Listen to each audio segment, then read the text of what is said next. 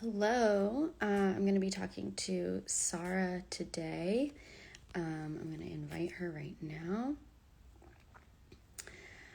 The class that she's going to do in the educator training on values. Hey, oh, that looks Hey, I'm nice in outside. the courtyard. That looks so lovely. Yeah, it's finally Um, nice here. yeah, I have a cat on my lap. Hi, kitty. Lucy, right? That's Lucy, yeah. Hi, Lucy. She's keeping me warm and Buttons right next to me. And I'm drinking out of my CJ Kitten Miller mug Nice. that says Nice. "Trans bodies are gifts from the earth," and has this. That's incredible. Yeah, it makes my coffee taste better. Yeah, I believe it. hmm Well, okay, sorry. Thank you for chatting with me. And um, I'm really excited that you're going to be doing this class. I think it'll be very clarifying to me also. So even just when you asked me to test that exercise with you, Yeah. I was like, oh, wow, this is so great because it's like it demonstrated like themes that had been important to me for my entire life, and then just having it like reflected back in such a concrete way was really useful.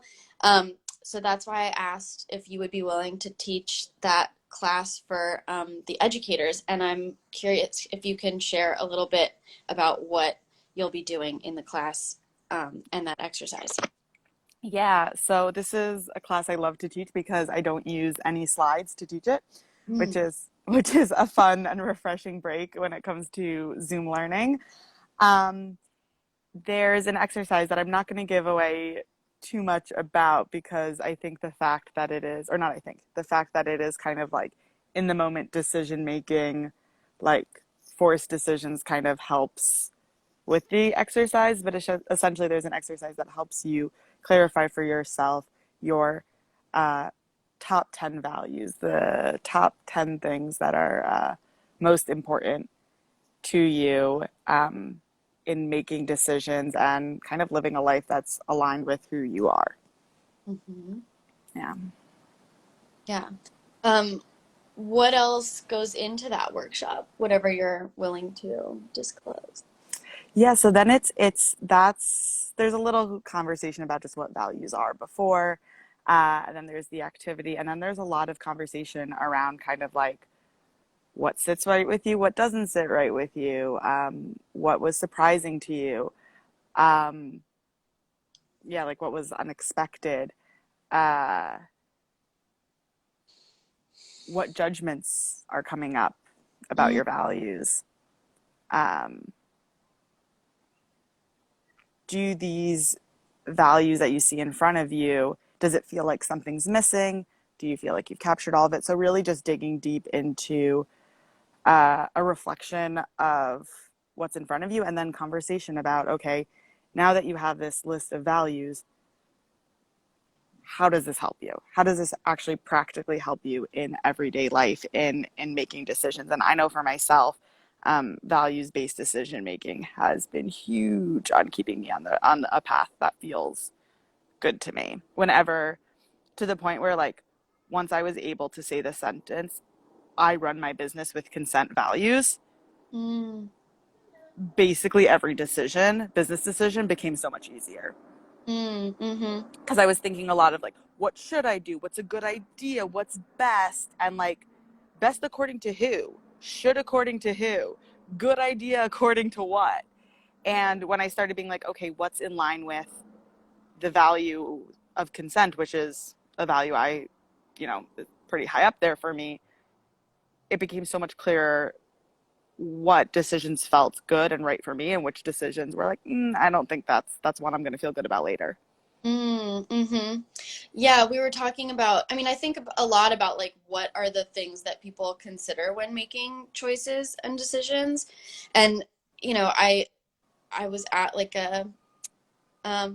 a witchy store a couple years ago, and like someone was trying to decide on what to buy, and they like held out one of those pendulums, like a necklace with a crystal at the bottom, and they were using that. And, there was this little piece in me that was like a little bit judgy of that.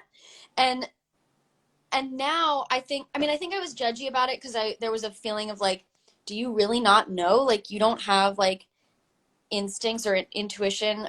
Are you not like aware of, how your body tells you like what you want and what you think? And so there was a little bit of like that kind of like judginess. And then now when I look back on that, I'm like, it's kind of just as good as anything else. It's like when you ask your friend like, should I do this or that? And then they tell you one and you're like, oh, I really don't. Now I know I don't Yeah. want to do that one.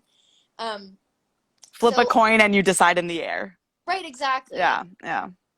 And so the way that like thinking about your values feels to me is it's like it's one person's version of a pendulum. Like you could be using a pendulum, and the pendulum also like reveals to you, like, because you are doing something to the pendulum, even if it's unconscious. Anyway, it just thinking about it in terms of like, I think about those, if I have like three main values and I'm like, should I do this or this? I can then check in with those values and Mm-hmm. which ones are like most aligned with the way that I want to run my business or like run my home or Right. deal with my relationships. And I like the way that you said, like, which one am I going to feel good about later? I think about that a lot. Like, what am I going to be proud of tomorrow?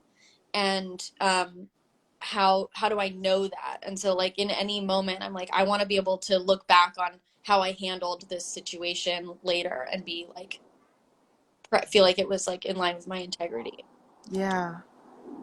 Yeah. And I think one of the hardest parts about decision making is that it's you often need to kind of sacrifice one value to uphold another.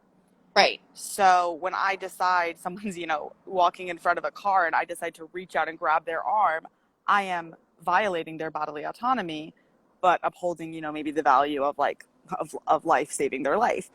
Right. And so if I am that in that moment am like I care about both these things. What do I do? Then I end up being kind of like paralyzed in Right. fear as opposed to actually being able to act based on what I know makes the most sense for, again, my set of values, or maybe also what they value because they're part of this. So I need to think about them too. Mm-hmm. Um, yeah. And I think, yeah, especially when it comes to business decisions, I mean, like there are so many things where I'm like, this could make me more money, but I'm Right. like, I'm a mission based business. I need money to survive, but I did not create this business to make money. It was not like, oh, consent education is a money making endeavor that I'm going to pursue and get like loaded. Like, no, that's not. It was like a mission and that I need money to support. So when it comes down to those decisions, that really helps. I guess like a really like concrete example of like where this came up was I did my first like influencer advertisement. I Mm-hmm. hate advertisements. I think advertisements are not a cute part of capitalism. Shocking, I know. And I was thinking about kind of where is my value with like anti-capitalism? How is it lining up with my value of making money? And I kind of heard the pitch, and because I got to A, do creative direction, B, I was able to say things like, if you're interested, you can sign up, blah, blah, blah, and not like sign up now. You Mm-hmm. have to, you must. Like I was able to like choose my language there. Um, because of like kind of what I heard about it. I was like, this is a little bit compromising my like anti-capitalism value, but I need money and that's kind of winning out right now. And what I want to do is pay attention to after I post that reel, and if I get feedback or anything like that, pay attention to whether that was a choice that felt aligned. So Mm-hmm. like kind of being prepared to get feedback also, not like feedback from other people, body feedback from myself of like, okay, that was a good guess. You thought about it, you incorporated your values, and turns out that wasn't the right choice for you. But luckily that didn't happen, and it still feels aligned. And I'm not going to now promote myself as someone who does influence. I don't want to get more influencing. Influencing is not how I want to make my money. And at the same time, if another opportunity comes forward, I now know what felt good about it, what I was very discerning around, what I wouldn't do, and then like kind of take it from there and listen for the feedback, whether my values are still like, whether I feel like I'm still acting with my values. Yeah. Yeah. I appreciate that because I was approached by an app recently to do like a promo for them, um and at first I was like, "Oh cool, yeah, sure." And then I looked more closely at the app, and I just was like, I would never use this app. Yep. Like I'm sure it's great at what it does, but like it's not from I am not the target audience. And Mm-hmm. um I'm not going to be able to make content about it that I'm not enthused, you know? Yes. Like and if I'm going to sell something, I have to really like it. And I don't have anything against what they're doing. It's just like it's just really not for me. It's not something that I would use. So I turn Yeah. would you share why you don't do sales? Yeah. So in my business, one of my like I make decisions that like I run my business with consent values is that I don't do like sales. Like I won't do like a, you know, day after Thanksgiving sale or it's my birthday sale or whatever. And I came to that decision because I know when, as a shopper, I get really frustrated when I see a pair of pants that are on sale. I decide not to get them. And then I decide I do want to get them and I go back to the store and now they're not on sale. And and you can call the company and like get the discount and all of that, by the way, like just like pro tip. Hmm. But it just felt yucky to me of like, you're pushing me to make a decision before I'm ready to make it just because it's on sale. And I don't like that feeling in my body. I also don't like the feeling of I buy something full price because I really want it. I'm really excited about it. And then I get an email a week later that says the pair of pants you had just bought are now on sale. And I'm like, what? What? This actually happened in a really big way to, I don't mind calling them out. I emailed them about this. Spindrift seltzer company, love them. They sent me an email of like 30% off our variety pack where you get like one of each flavor. And I had just introduced Spindrift to a friend and they were really excited about it. So I was like, oh, I'll get this for them as a gift. Like, that's great. And so I send them the package and then I get an email 2 days later that says, now 50% off. And I'm like, I was an excited customer who values your product, who like wants to actually not even get it for myself, but spread it with others. And because I had excitement about your company, I kind of feel like I got the shorter end of the stick. Mm. And so from there, I was like, yeah, like what is the kind of like the point of sales? And if it's to, and that's why I like the sliding scale model of a business is because if it's and like encouraging people to reach out to me if they can't afford it, if that's the reason for a sale, then like just have a price for people who like maybe can't afford it, or like let them know if you want to pay less, like this is, you can reach out to me. But if it's just as like a ploy to get someone to purchase something because you only have 2 days left and it's an arbitrary like 2 days, like when people make sales, it's totally arbitrary, like unless it's a supplier thing. Yeah. um so that helped make my decision. I also one time heard of a story of a business giving money back after they raised the price of a workshop and then realized that that didn't sit right with like them. They lowered their price back down and gave people credit, gave people money back Hmm. because then it was reduced. And I was like, that feels just like that feels like someone I would want to be in business with. That feels like someone who I would trust. That feels like someone who, if I don't feel something went right, they're going to be open to conversation. Um, so yeah, that was a big one. Yeah. And as you know, I do sales and have very different opinions about it. Mm-hmm. And my reasoning on it is that When something is just available indefinitely, a lot of times people are like, I'll do it later, I'll do it later. And so the sales sometimes give people an incentive, like now is the right time. Um, Mm-hmm.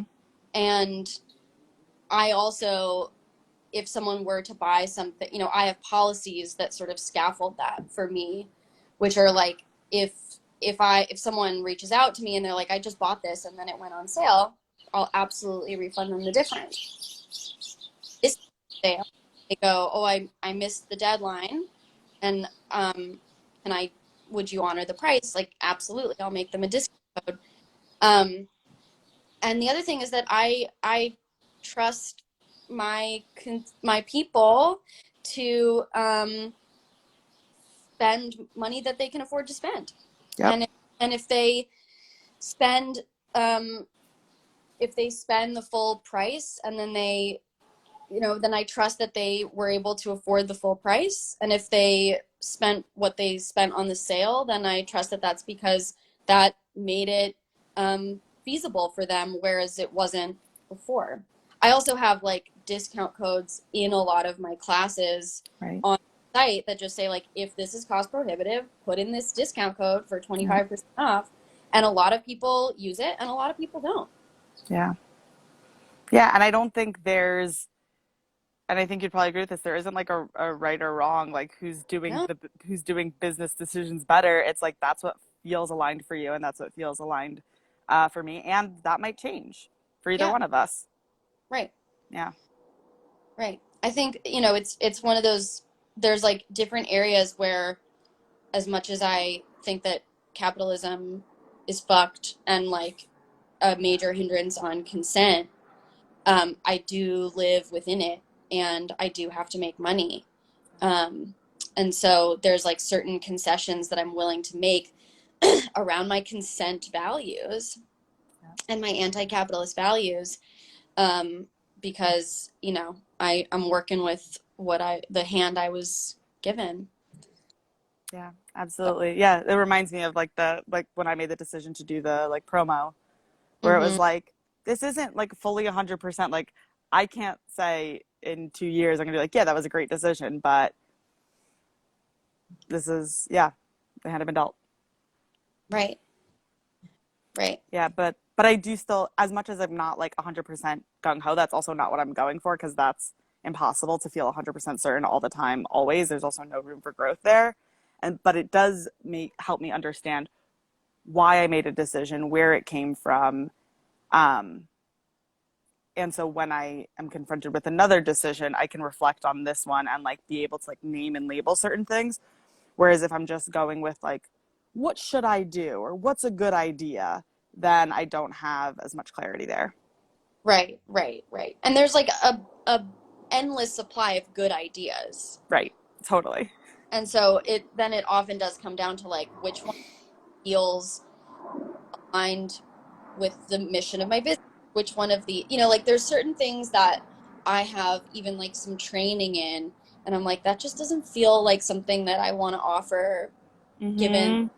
this that I run, or like classes that have come to mind, and I'm like, you know what? That's like not quite like, Totally.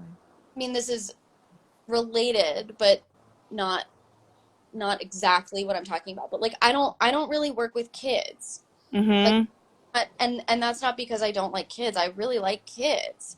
But when I'm thinking about like the mission of my business, it's really more for like adults in my age range. It's for like artists. It's for, people in healing. My battery. Um, and then I feel really good about knowing people like you and like Bobby and like people who want to work with kids. And I'm like, you Yeah. should talk to them. And like, yeah, if someone comes to me and says like, would you be willing to teach this class to kids? I'm like, that's awesome. Like, thank you for that.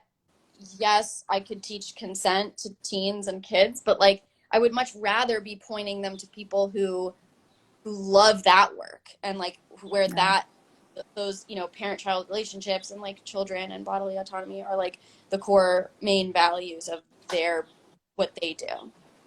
Yeah. Yeah, I've definitely done it with abuse prevention. People have asked me to do abuse prevention Yes. workshops. I'm like, could I pull one together? Sure. Would it be like, but like, I'm not, that's not giving them really what they want. Because if they want an expert in that, that's not me. That's not Yeah. me. I can do the basics. Once they start asking difficult questions, I Mm, haven't played with those ideas before. And right. so, yeah, knowing what I do has definitely, and what I don't do has helped with those decisions too. Yeah. And what's important to you? And what's important to me, right? Yeah. Right. If making Which is money is my top priority, then why would I turn down business? right. Right. But Yeah. And making money is rarely the top priority for people who do what we do, and yet it's a necessity. And so mm-hmm. like one of my top values is like accessibility, financial accessibility. And so it's been pointed out to me by my business coach, who may not still be in here, that my entire business is a sliding scale structure. Like I didn't Mm, know that. And I saw something from this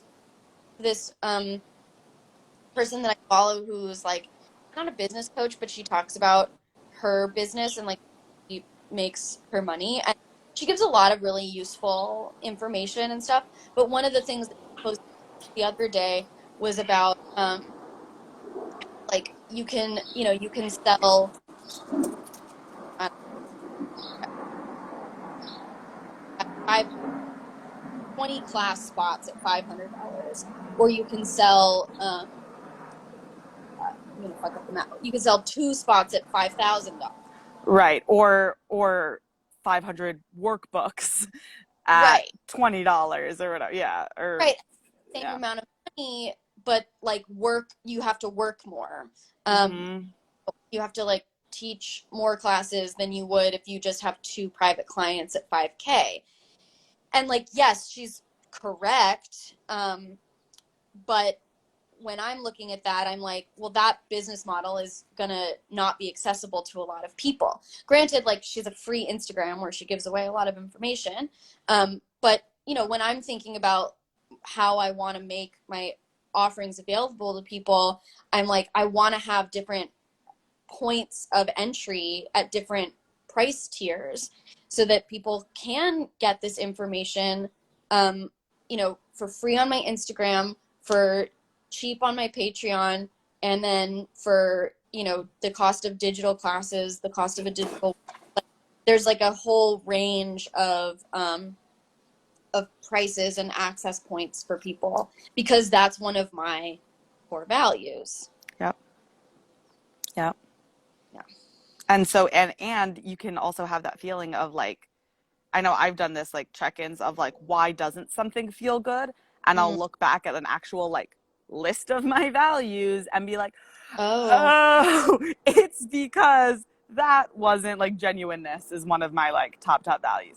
I was like, oh, because that wasn't genuine. Like that didn't or like humor is one of my top values. So yeah, guess what? I teach consent with humor. right. Like there is always going to be humor in my business. If someone wants a serious talk about like with like fear tactics, nope, I'm going to be making fun of those fear tactics. Yeah. So it's one of those things where like, someone says be serious and I'll check myself and be like, oh my God, this is a really serious topic. Should I be more serious? And then I'll be like, there's no should or shouldn't. Humor is a top value. I can do this with humor and be sensitive and be thoughtful. And that's how they're doing it. And this is how I'm doing it. Right. I do see a lot of consent education on Instagram that's like fear based and it's like very binary, it's like um abusers like zero tolerance for that, and I'm like, Yeah. this is not what I'm going for here. Mm-hmm. And sometimes, yeah, like those people will follow me or they'll like comment on my stuff and be like, this is not. And I'm like, yeah, you don't have to be here. Like, Mm-hmm. you're choosing to be here, and that's cool. You certainly don't have to, but and it's true. There's like a ton of maybe this is like the crux of what I'm trying to get.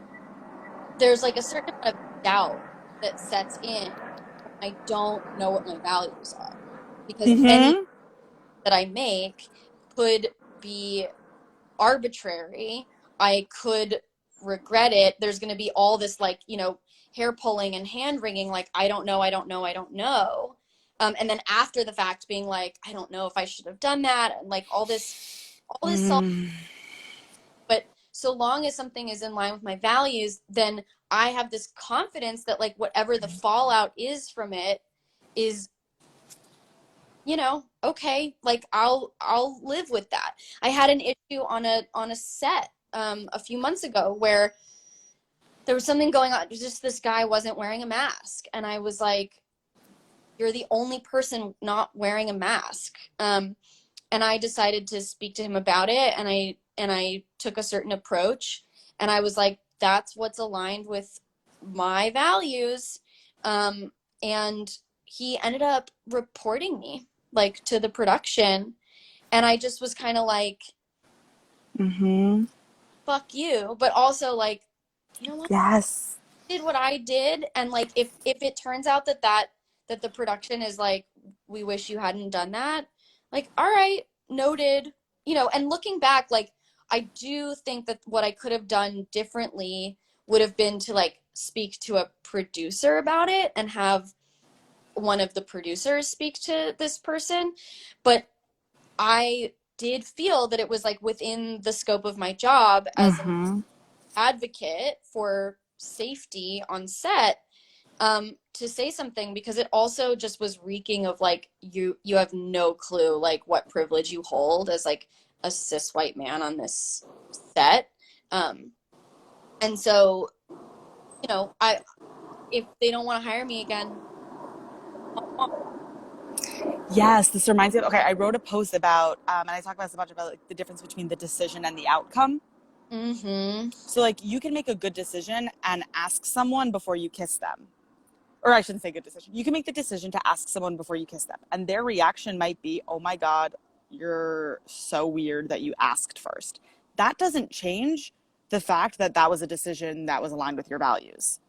Right, right. Like that just doesn't like if and that helps a person not feel like, oh, I should have done it the way this person said, but actually say, okay, like, okay, so you feel differently than me. And it sounds like that incident on set was very much like there was the decision and then there was the outcome, and there's like different levels of the outcome. There's like Right.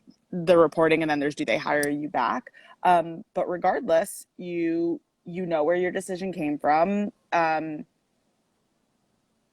It felt good. You considered one or other alternative that maybe you can consider in the future of like talking to the producer first, but like overall, it sounds like you feel very like okay with it. I mean, you're willing to talk about it, and that's and like Yeah, calmly, and you're not like activated at all. You're just like, this happened.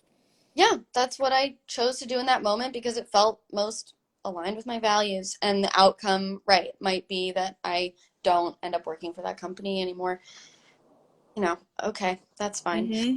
Like this example of the like ask, I had someone ask me a while ago, like, can I ask something, like, because I know what you do, and like I have a question. I was like, yeah, sure.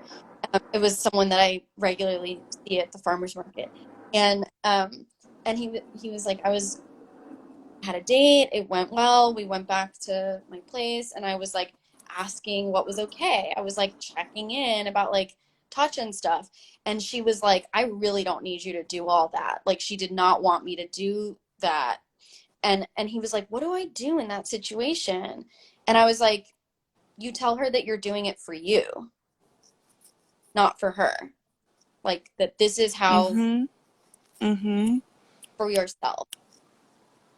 And that, I mean, it really did seem like a light bulb went off for him, where it was like, if you are confident about getting your needs met and doing what feels right to you, then when someone else isn't into it or doesn't like it, that can be looked at as information about them. Like, oh, we have different, possibly incompatible values. Mm-hmm.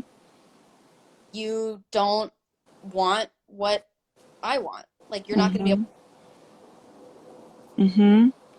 I love that. Yeah, it's I'm not doing it for you. I'm doing it for for me. me. I love that. I love that. It also makes me think about, I one time wrote, you've actually, you've done this too in a way, like write like an accountability email, like kind of like you said something that like you wish you didn't, and then like you emailed the people back being like, hey, the people Yeah. being your newsletter list, the people, the casual amount of people. Yeah. And I did that, and I've never received so many emails back Me from neither. my newsletter list. You Same. also of like, Yeah. thank you so much, like for this email. Like a lot of them said like I didn't even it Me didn't too. even cross my mind. Whatever you're apologizing for, it didn't even cross my mind. But like the fact that you're just like, especially because it wasn't such an obvious, huge, big mistake, it was a small little mistake, and you're still like owning up to it. Just like such a model of like how we can be in this world, and like of consent and of everything. And like I was so scared to send that email, So was I. apologizing. Yeah. And it was so, it was like, if you think that like living, making decisions according to your values and not putting money as the top value is going to steer business away, like that's just not true. Like people Right. can feel when you're, just like out to them for their money versus like you have a mission and you live in line with that mission, and your mission, and it's like of your business. So you, yes, there will be exchange of energy, exchange of money, um but that like you're a person who also cares about them and doesn't just see them as sources of money. Right. Right. um yeah. So one of the things that we spend a lot of time talking about in the educator training is like finding your voice. And Hmm. I think that that's something that I have really grappled with like for years and years as an artist. And then like now as a person who owns a business, it has taken on a new shape. But what I have found over and over and over again is that what I am most drawn to in other people is their specificity. Even when I don't agree with it or like like it meaning like if it's an aesthetic, like if it's an artist or like a tattoo artist or a musician. Like I really love this musician Jenny Haval who makes like really weird music, and it's definitely not stuff that I'm like loving listening to, but she's like challenging a lot of musical norms, and she's talking about stuff that is I'm not hearing anywhere else. Like she's talking about gender, she's talking about feminism, she's talking about what it means to be a woman in ways that I'm not hearing in music elsewhere. And so I really love her music, even though it's not what I'm like jamming out to in the car. So I've seen this over and over again with business too, where like every time I've been afraid to be specific and to narrow my audience, it actually does the opposite. It's actually really expansive. And so I think that finding your values is really Hmm. part of that kind of voice. And like the way that you're talking about humor, um, like that's something that I can see on your page. And it also makes your job more enjoyable to you, which Hmm. is sustainable and keeping it within your capacity and making it something that you love, which is probably in line with one of your other top 10 values, if I had to guess. Yeah. Yeah. the the being specific is, we can't be everything. None of us are everything, and so I feel like also being specific kind of is really part of finding your voice. Right. Is kind of narrowing that down of like, yeah, who am I? um I mean, I've definitely, an ongoing joke I make is like, or not joke, teasing I do is like when someone's like, I'm into everything, I'm like, Uh, no, you are no. not. I promise you are not. When I um that, I'm always like, I'm scared of you. Like I don't, yeah, like I don't trust you. I don't, mhm. I don't, I'm afraid. No. I'm afraid, exactly. It's with the people who are specific that I'm like, Yeah, right. Because okay, cool. decide, then I get to check in with myself and be like, even if that's something that I don't want, it's not my desire, is that something that I'm willing to do? Totally. Also, Totally. them to say no to me because they are able to say what they like. If they can't say what they like, then I'm going to constantly be afraid that they're just doing something because I'm asking them to. Mm-hmm. And I definitely had a fear. I don't know if you had this too, of like if you're being, oh, actually, you kind of just shared that you did. Of like if you're being specific, that means you're gonna like kind of push people away, or like you're not gonna, it's gonna shrink, it's not gonna grow. And even though like what I do is specific, I still get asked to do things that are outside that specificity, as it sounds like you do too. And so it doesn't, people don't usually say like, oh, I know you only do this, but can you do this? They're like, hey, I see you do this. Do you also do blah, blah, blah. Like I work with kids, my whole website, my Instagram's a little all over the place, but my website is very clearly all about kids and teens. And um, I do workshops for adults. I'm doing a workshop with a sorority this weekend. Like those are adults. Um, and it doesn't narrow you. It just allows someone to see like, oh, that's who they are. Right. And then when they need someone for that, you're the first person that comes to mind Mm-hmm. doing what you do the way you do it.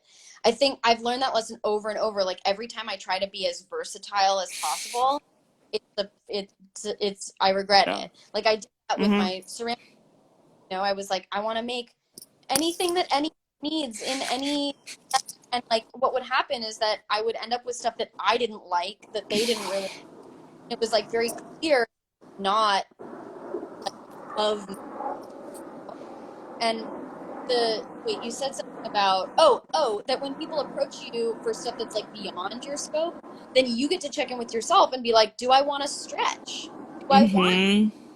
that? Is that a challenge I would like to accept, or is it a should because I don't want to say no, or I need the money, or Mm-hmm. whatever? Yep. Yes. Um, well, okay. I feel like we covered a lot of ground here, and I wonder if there's anything else that you want to say that we didn't get to. I don't think so. I'm just thank you for inviting me to be a guest educator. I'm Mm-hmm. really excited. I like, yeah, values work totally change uh, decision making for me. So much more ease. Just so much more ease. Yeah. Is If there you, anything you want to, what? it was going to be a dumb joke of if you don't like ease, then this isn't for you. Oh, right.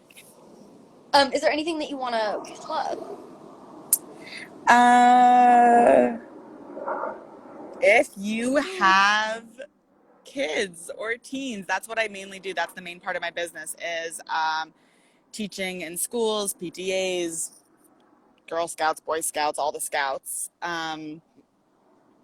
Then yeah, reach out to me and hopefully we can make it work so your school can hire me and your kids can learn with the rest of their friends. Cool. Yeah, so I'm gonna plug. All right. Thanks, Sarah. Um, You gonna do a plug for the educator training, or you're like, whole thing yeah. is a plug for The whole theater thing is a training. plug. Fantastic. All right, I'll Yeah. talk to you soon. Okay. Bye. Bye.